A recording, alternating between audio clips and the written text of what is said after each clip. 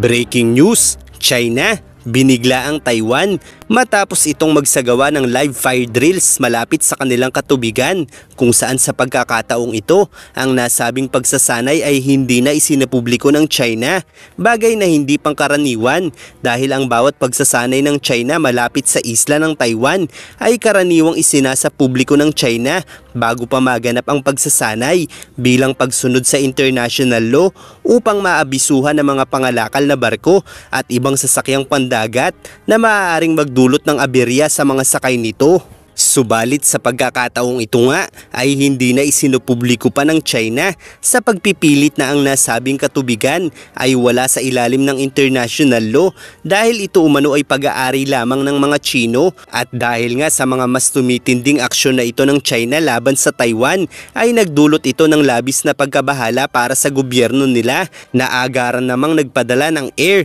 land at sea assets nito upang proteksyonan ng bansa sa posibleng pag-atake ng China. Bukod pa rito, nito lamang nakaraang Biyernes, February 21, ay nauna na ring nagsagawa ang China ng live fire drills malapit naman sa katubigan ng Australia, kung saan ayon sa China ay isinapubliko nito ang gaganaping pagsasanay bago pa ito maganap. Subalit ayon sa Australian Defense Minister ay nagkulang ang China sa tamang pag-aabiso kung saan at kung anong oras gaganapin ang nasabing drill, at hindi umano inaasahan ng Australia na ito ay gaganapin sa pagitan mismo ng Australia at New Zealand. Kaya naman labis na nabahala ang Australia at mariing kinundi na ang aksyong ito ng China. Gayunpaman ay mariing nanindigan ng China na ang naganap na live fire drill mula sa nasabing katubigan ay naaayon sa international law dahil hindi umano sila nagkulang ng abiso. Samantala ayon naman sa ilang eksperto, ang hakbang na ito ng China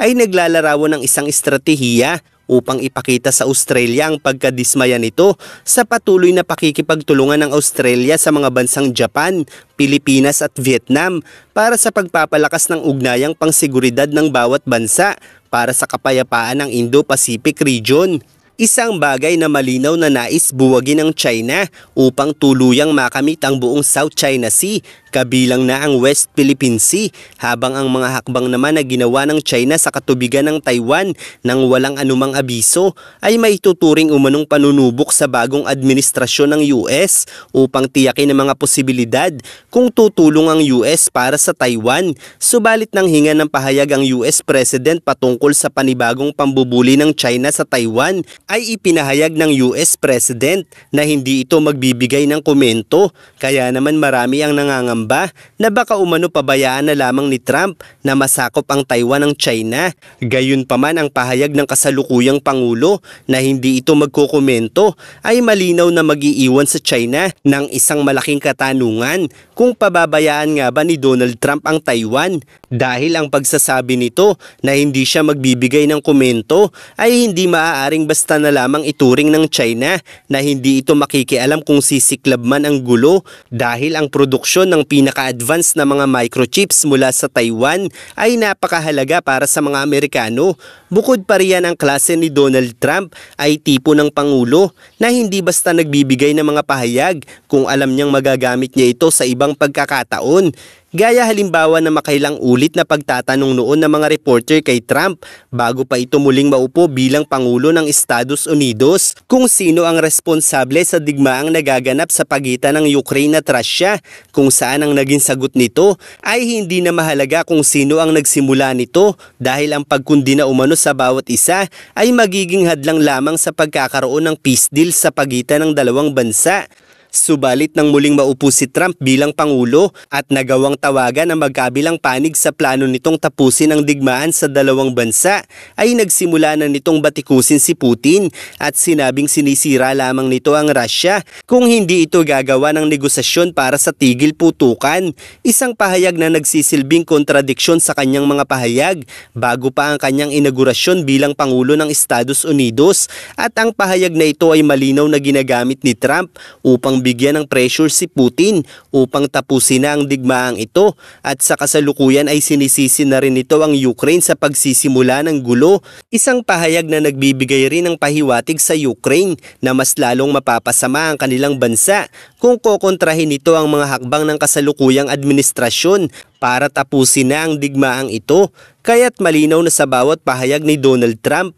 bagamat magkakaiba ang nilalaman ng mga pahayag nito, ay malinaw na ginagamit niya lamang ang mga pahayag na ito depende sa sitwasyon upang mapapayag ang dalawang bansa na tapusin na ang gulo. Kaya't ang pagsasabi ni Trump na hindi ito magkokomento sa panibagong pambubuli ng China sa Taiwan ay hindi nangangahulugang pababayaan ni Trump ang Taiwan laban sa China dahil ang pinakamalaking pagawaan ng mga pinaka-advanced na microchips sa mundo ay tinataglay ng islang ito. Bukod pa riyan ay nais ni Trump na sumunod ang Taiwan sa kanyang mga polisiya gaya ng karagdagang pagbabayad para sa proteksyon nila at kung magiging vocal ang Pangulo na ipagtatanggol ang Taiwan laban sa China ay posibleng hindi maging seryoso ang Taiwan sa pagsunod sa kanyang mga polisiya kaya't hindi basta nagbibigay ng pahayag si Donald Trump kung walang magiging gamit ang mga pahayag na ito sa kanyang mga isinusulong para mapanatili ang malakas na impluwensya ng mga Amerikano. Bukod pa riyan ay hindi naniniwala si Donald Trump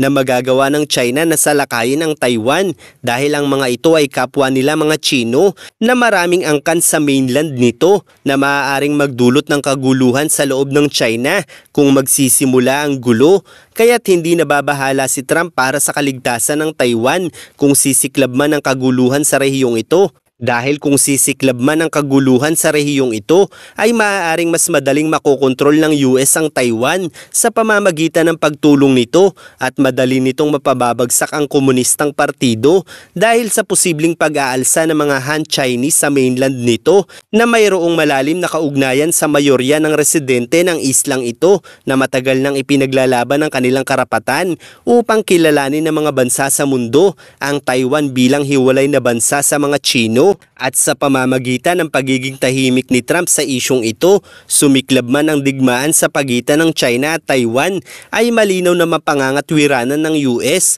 na hindi sila ang nagsimula ng digmaang ito at ang gagawin nilang pagtulong ay naaayon lamang sa international law sa pamamagitan ng pagprotekta nito sa kanilang mga asset na kasalukuyang nasa bansang ito. Kabilang na ang ilan nilang mga asset na nasa lupain ng mga Chino, isang bagay na nagbibigay linaw kung bakit sa kabila ng pagnanais ni Trump na mapabagsak ang ekonomiya ng China ay hinayaan nito si Elon Musk na magtayo ng napakalaking kumpanya mula sa bansa nila. Kaya't malinaw na ang bawat ginagawang hakbang at pahayag ng kasalukuyang Pangulo ay naglalarawan lamang sa pagnanais nito na palaging unahin ang interes ng mga Amerikano, isang bagay na karaniwang tungkulin ng isang Pangulo kung kaya't hindi maiiwasan na tila nga ay napapabayaan nito ang ilang mga bansa sa kamay ng mga kaaway nito. Gayunpaman kung uunahin ni Trump ang interes ng ibang mga bansa gaya ng Taiwan ay maaari itong magdulot sa kanila ng kahinaan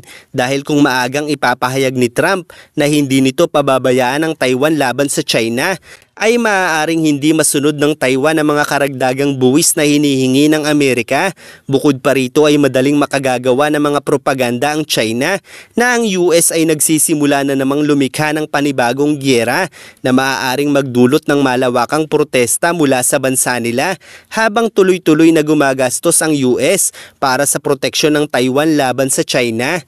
Kaya't bilang mahusay na Pangulo ng isang bansa ay pangkaraniwan lamang na palagi nitong uunahin ang interes ng kanilang mamamayan higit kanino man dahil sa ganitong pamamaraan lamang nila mapagtatagumpayan. Nakalaunan ay mapatitiklop nila ang kanilang mga kalaban at sa sandaling mapagtagumpayan ni Trump na muling mapalakas ng husto ang impluwensya ng US laban sa China ay para na rin itong natulungan ng maraming bansa sa Asya. Dahil kung babalik ang kakayahan ng US na pasunurin ang China sa mga naisin nila, ay tiyak na hindi na ito muling makapagpapalawak ng teritoryo at impluwensya na nagdudulot ngayon sa US ng napakalaking problema.